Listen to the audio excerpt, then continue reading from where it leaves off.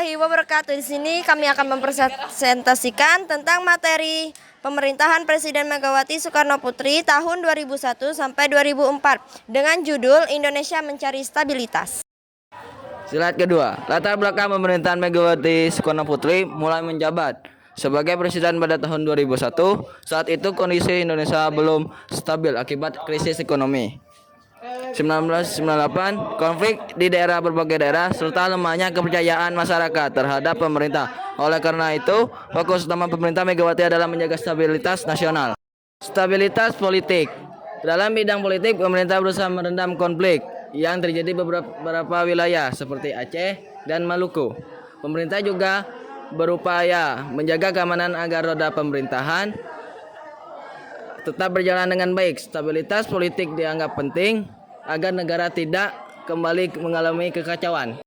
Poin keempat, pemulihan ekonomi. Di bidang ekonomi, pemerintahan Megawati melakukan pemulihan secara bertahap.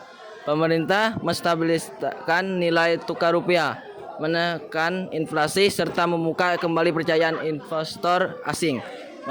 Meskipun pertumbuhan ekonomi mulai membaik, dampaknya belum sepenuhnya dirasakan oleh masyarakat kecil. Poin 5, penanganan terorisme setelah terjadi peristiwa bom Bali tahun 2002. Pemerintah mengambil langkah tegas terhadap terorisme. Pemerintah mengeluarkan undang-undang anti terorisme dan meningkatkan kerjasama dengan negara lain.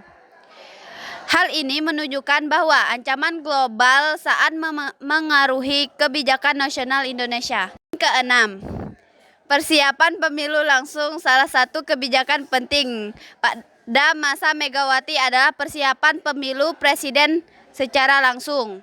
Pemilu 2004 menjadi pemilu presiden langsung pertama di Indonesia.